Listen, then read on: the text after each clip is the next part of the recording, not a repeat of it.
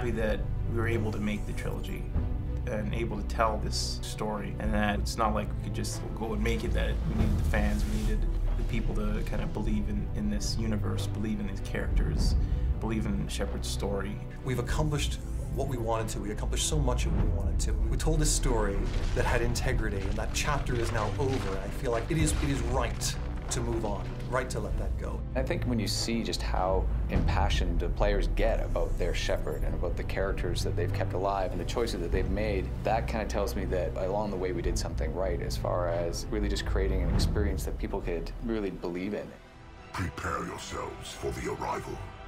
All of this, the whole universe, we've created this galaxy of stuff that is so much better than I think we could imagine. That's because we have this amazingly talented team. And I think the other thing that I'm really thankful for is the fact that we were able to get it all done. And if you think about all the games or even studios over this 8 years we've been working on this that got canceled, or studios that got closed, and it is a tough industry. To be able to say that you want to finish 3 games and you're going to try and tell that story, and then to get to the end and we were able to finish it all. It is pretty amazing, and I think we're very fortunate to have been able to get to the end and finish the process. In the entertainment industry, I think that we have a gift to be able to provide people with an escape, and especially in this day and age where people really need to escape more. I started out as just a BioWare fan like so many other people. I still remember the day I went to the store and bought Mass Effect 1 because I was very excited. I'd been following all the press on that game leading up to its release. Ran home and really just played the heck out of that game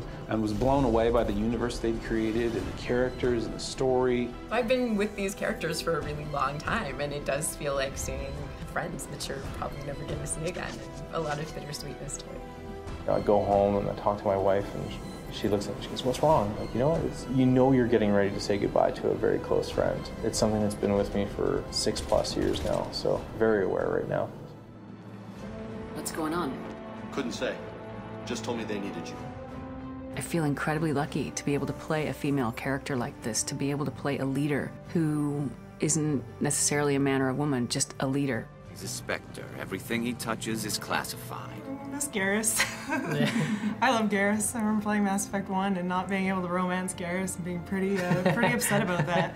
And then in Mass Effect 2, I remember the head touch, and I was like, this is all I needed.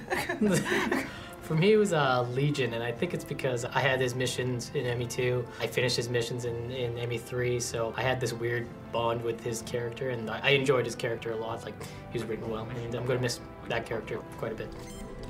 Professor Mordin Solus? I really liked Mordin, mostly because he sort of made Omega for me. Omega sort of had its thing going for it, but it wasn't quite there, and it wasn't until Mordin was standing there in it, being what he was, that I think it all kind of gelled and made a lot more sense to me. So Mordin made a big chunk of the world work for me, and his finale is amazing, of course, so there's a lot to miss with him. I really love how much I was able to contribute to Mordin's philosophy.